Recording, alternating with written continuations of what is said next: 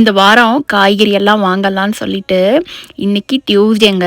இன்னைக்கே போயிடலான்னு சொல்லிட்டு தான் வந்துட்டு ஒரு 3 o'clock சாப்பிட்டோன்னே கிளம்புவோம் அப்படின்னு சொன்னாங்க. ரணதிரனும் ரொம்ப நாளாக இதை கேட்டுகிட்டே இருந்தாங்க. ஒவ்வொரு தடவையும் பார்த்து கிராஸ் அவுட் பண்ணும்போது என்னோட சைல்ட்ஹுட் மெமரிஸ் தாங்க ஞாபகம் வரும். அப்பா மரத்தில் ஏறி தேங்காவை அவ்வளோ வெட்டி கொடுப்பாங்க. ஆசை தீர குடிக்கலாம். காலையில் நீர் தண்ணி குடிக்கணும், அதுக்குள்ள இருக்கிறத சாப்பிடணும். எடுத்ததுக்கு அப்புறமா தான் அது எப்படி ஓப்பன் பண்ணுறதுனே தெரியல. எல்லாம் சாப்பிட்டு பல வருஷங்கள் ஆயிடுச்சுங்கிற மாதிரி பார்த்தோன்னே ஒரு டெம்ப்டேட் வந்து 2 மட்டும் தாங்க எடுத்துகிட்டு வந்திருந்தோம்.